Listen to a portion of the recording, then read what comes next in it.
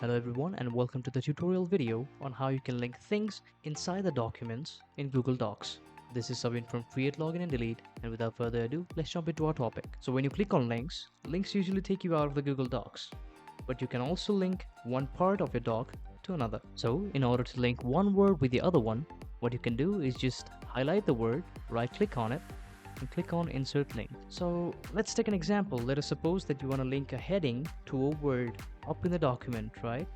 So let's suppose that you want to link this heading to any of the word right here.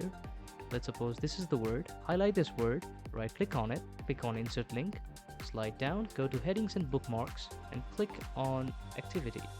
So if you click on this link right here, then the topic you just chose will be presented right here in the blue color.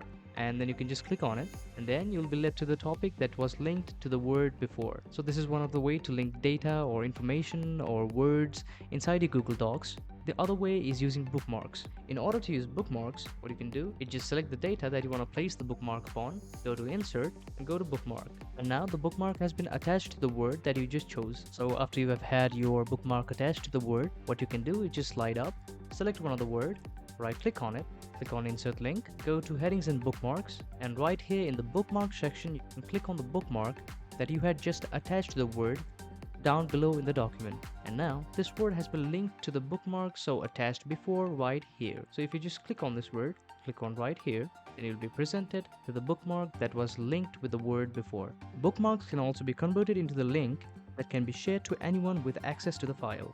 Just place your cursor on the bookmark and click on the bookmark, and right here you can see a copy link option. Just click on it, and then going to the social media, you can share the link to the people who you want to share this bookmark with. Just right click on it and paste it.